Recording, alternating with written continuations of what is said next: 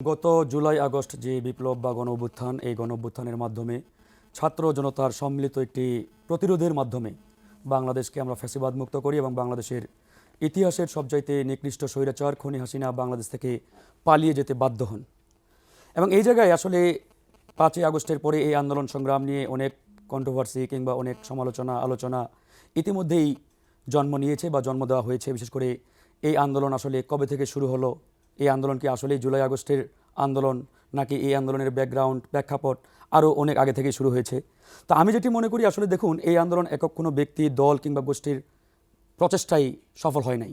এই আন্দোলনে এদেশের আপামর জনতা, ছাত্র জনতা, শ্রমিক, কৃষক, রাজনৈতিক দল সবার সম্মিলিত প্রচেষ্টার মাধ্যমে এই আন্দোলন আমরা সফল করেছি এবং বাংলাদেশের সেই সর্বনিকৃষ্ট স্বৈরাচারকে বাংলাদেশ থেকে আমরা বিতাড়িত করেছি। এরপরে কে নায়ক, কে মহানায়ক, কে মাস্টার মাইন্ড, এটা নিয়ে আরেকটা বিতর্কের জন্ম দেওয়া হলো।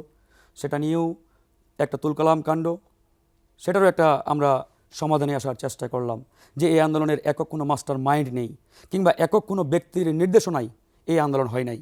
এই আন্দোলন ছিল এদেশের মেহনতি মানুষ থেকে শুরু করে কৃষক, শ্রমিক, ছাত্র জনতা এবং রাজনৈতিক দলগুলোর দীর্ঘদিনের একটা পুঞ্জীভূত ক্ষোভের বহিঃপ্রকাশ এবং তার চূড়ান্ত যে স্টেজ সেটি ছিল গত 5ই আগস্ট। সেই 5ই আগস্ট আমরা চূড়ান্ত স্টেজের আন্দোলনের নেতৃত্বে ছিল বৈষম্য বিরোধী ছাত্র আন্দোলনের এখানে দেখুন, নেতৃত্বে বৈষম্য বিরোধী আন্দোলন ছিল। এটা যদি একবারে মানে একটা বর্ডার লাইন তাদেরকে ক্রেডিট দেওয়ার আমরা চিন্তা করি বা চেষ্টা করি, এটা আবার সঠিক নয়।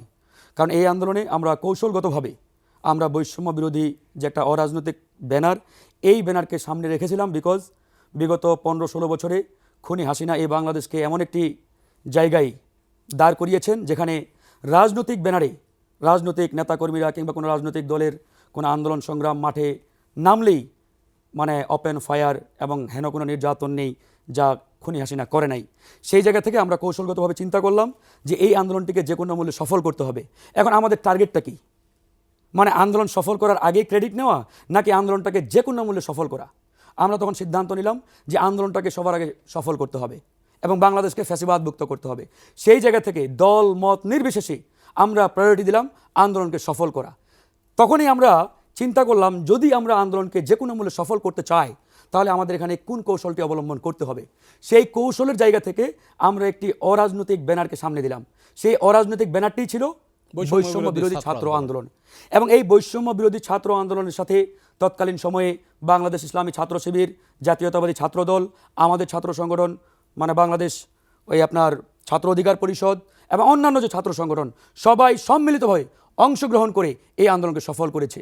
আজকে যদি আপনারা বলেন হ্যাঁ, বৈষম্য বিরোধী ছাত্র আন্দোলনের নামটি সামনে ছিল, আমরা তাদের যে অবদান, তাদের যে অংশগ্রহণ এবং তাদের যতটুকু এই আন্দোলনে মানে ত্যাগ, সেটাকে আমরা অবশ্যই মূল্যায়ন করতে চাই এবং তার প্রাপ্য মর্যাদা তাদেরকে দিতে চাই।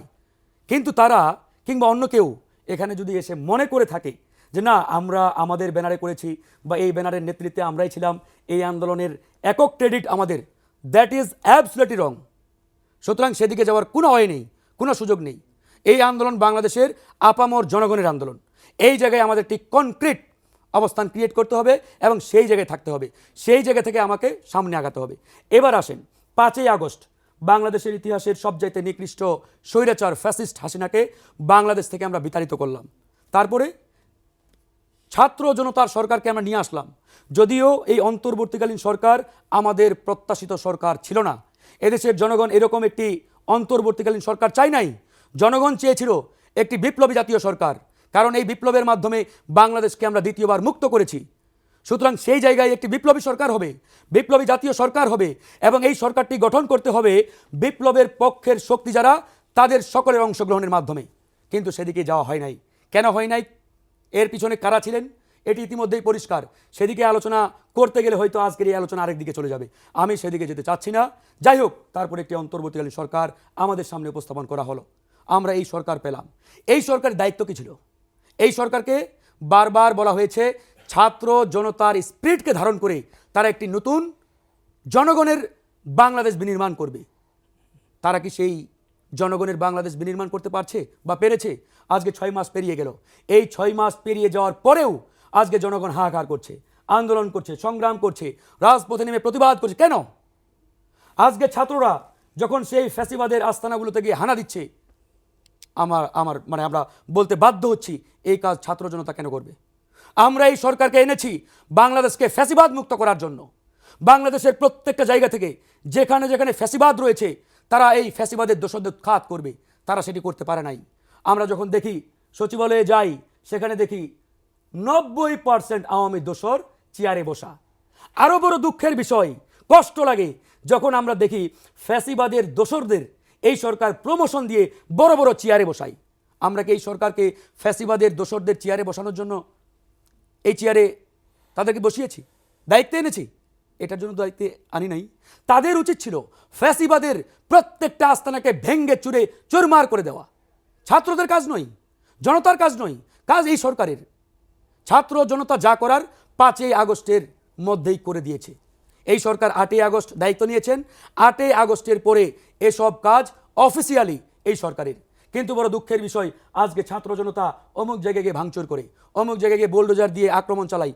এই কাজগুলো কেন ছাত্র জনতা করবে? তাদেরকে কে দায়িত্ব দিয়েছে? এই প্রশ্নটি আমাদের করতে হবে।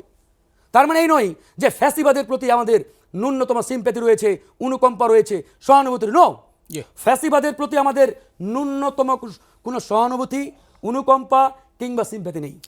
কিন্তু এই জায়গায় এই সরকার পদে পদে ব্যর্থতার পরিচয় দিচ্ছে এবং দিয়েছে।